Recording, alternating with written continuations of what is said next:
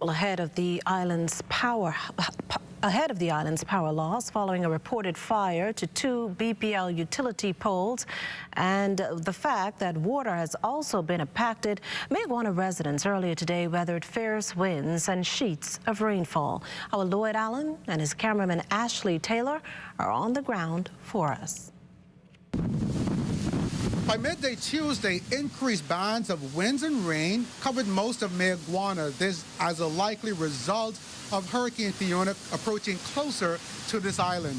We did a tour of a number of the shelters here on the island, the first at Pirates Well, where a small number of residents came there overnight and leading into this morning. We then visited the Betsy Bay Hurricane Shelter, where the manager provided this update. Last night, there wasn't, no person showed up. It's just me and the lady from the Department of Social Services.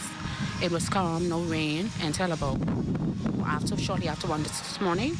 I returned back to the shelter at about 6:40 this morning. People were in and out, along with some of the officers and another shelter manager. She also provided an update on the likelihood of residents coming out to this shelter as conditions worsen. I would expect person to show up if the weather persists. It take a downfall. I would expect persons to come into the shelter. Now from there, we then visited Abrams Bay, where a larger number of persons congregated at the hurricane shelter. The manager said conditions have been pretty much fair throughout the most part of the morning.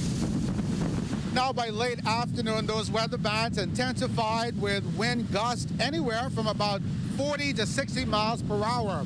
And according to officials, this will continue as Hurricane Fiona continues on its track. Reporting from Mayaguana for the Bahamas Tonight, I'm Lloyd Allen.